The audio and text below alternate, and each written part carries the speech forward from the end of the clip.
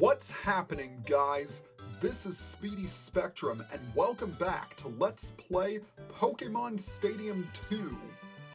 In the last episode, we conquered the Gym Leader Castle as well as the Kanto Gym Leader Castle. And we even defeated Red, the strongest trainer of all. As a reward, we have this beautiful scenery to look upon. Well, okay, we also got the Dodrio Game Boy. I guess that's pretty nice too. But that's not important right now. What's important is that a new path has opened for us, and it leads to our rival. Rival awaits your challenge. Make it a hot, memorable showdown. I love the fact that the game refers to him as Rival. I mean, I just find that rather funny that the game addresses Rival's name as Rival. I don't know. It always made me laugh. I didn't think you'd make it this far. Come on, let's settle this now.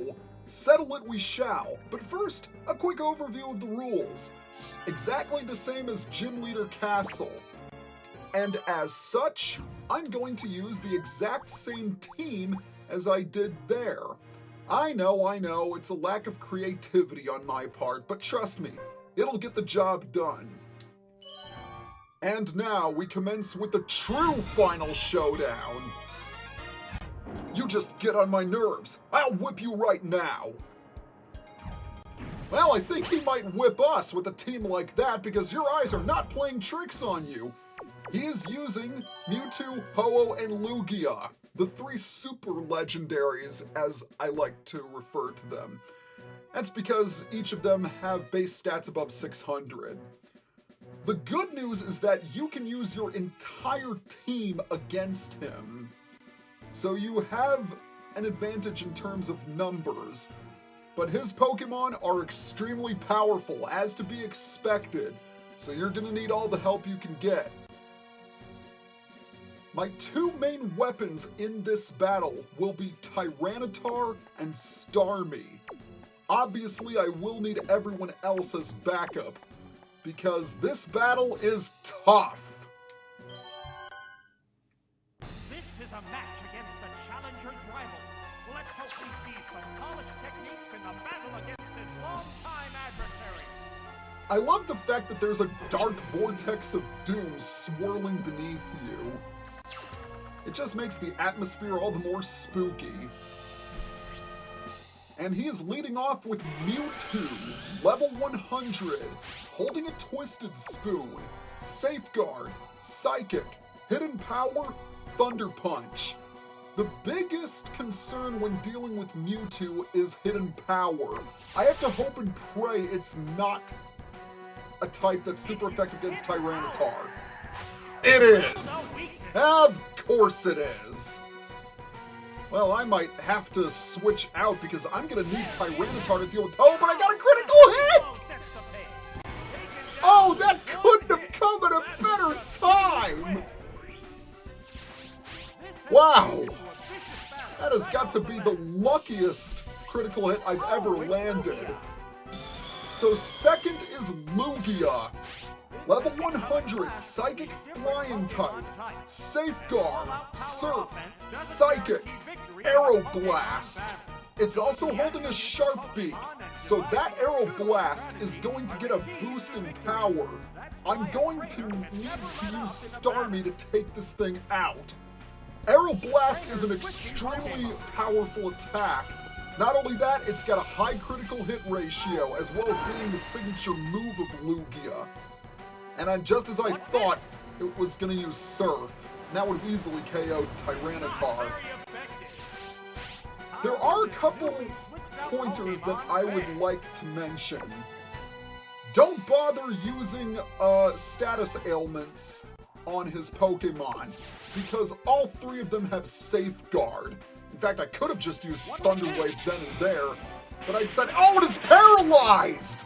Excellent! Nice! I am just getting incredibly lucky in this battle, and I don't know why. And also, look at the size difference between Lugia and Starmie. But as I said, Try and avoid using status ailments because all three of his Pokemon are safeguarded. Now there comes the Aeroblast! Oh man! A critical hit Aeroblast powered by a Sharpie. Starmie did not have a prayer. Well, I think I'm going to go Legendary on Legendary. Time to send out Mewtwo to deal with this thing once and for all. One strategy you could use is the Curse-Lax tactic. Bring a Snorlax with Curse, because the majority of his Pokemon are special attackers. And, yeah, Snorlax is a special tank. And with Curse, you can just boost its attack over and over again. Even better if your Snorlax has Shadow Ball, because that's going to be a big help against these Psychic Pokemon. So let's hit it with a Thunderbolt and get rid of this Lugia once and for all. Down it goes! Not as much finesse as I had hoped, but still did the job. And that leaves only one Pokemon, and it's a Pokemon I'm quite familiar with. He sent out Ho-Oh, level 100, Fire Flying type, holding a Charcoal, Safeguard, Steel Wing, Earthquake, and Sacred Fire. I have used Ho-Oh again and again throughout the Gym Leader Castle. I don't need to say anything more than that. If you have a Rock Pokemon, though, or a Pokemon that knows a Rock-type move, that's going to be the perfect attack to use against Ho-Oh. I would send in Tyranitar, but the problem is that Ho-Oh is much faster. So sending it out might be a bit of a risk. I'm going to use Thunderbolt to hopefully damage it. Won't KO Ho-Oh, but it should lower its HP, and that's good enough for me. Thankfully, it doesn't know Recover. If it did, then this battle would be almost impossible. And that can be said for all three of his Pokemon, because all of them can learn Recover naturally.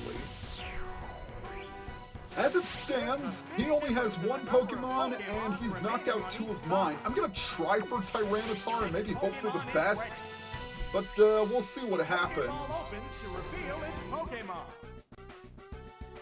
So I'm going to hope and pray that I can at least get off a Rock Slide, but no, it goes for the Earthquake. I was hoping it would use Sacred Fire, but no such luck. Tyranitar goes down. Half of my team has bitten the dust. Now you see why I say this battle is really tough. I think I'm gonna go ahead and send in Marowak. Because Marowak knows Rock Slide, and so does Machamp for that matter.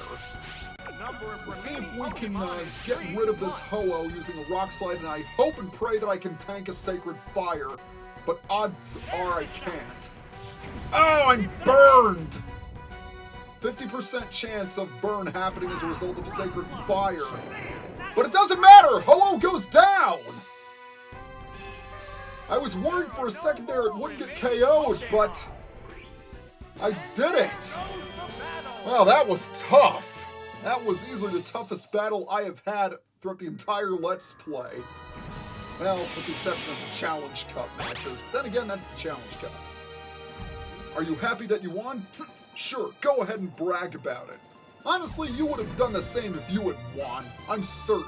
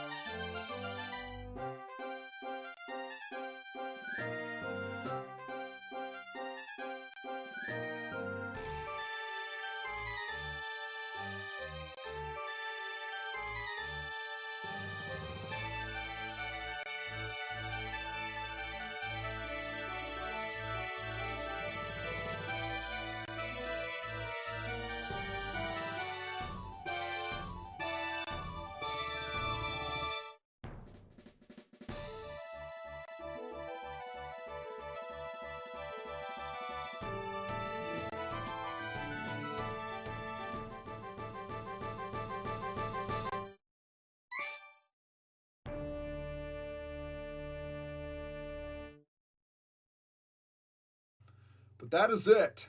That is the end credits. And guess what? We are presented with a Pokemon present. What could it be, you might ask? It's a Farfetch'd. But there is something special about this Farfetch'd. It can use Baton Pass. This is the only place in the game where you can obtain a Farfetch'd with Baton Pass. By that I mean it's the only way in Gen 2 that you can get a Farfetch'd with Baton Pass. It will be sent to Professor Oak's lab, and you can pick it up and transfer it to your Pokemon games. So that's rather cool. Similarly to how you received a Pokemon present. Oh, look at that! It's a new background that we've unlocked, and this one contains the 3 Johto starters, as well as the 3 legendary beasts. Now if we press the start button, and we enter White City, we can also see that if we press the right C button, we can enter the stadium as it was previously. No. Let's try that again.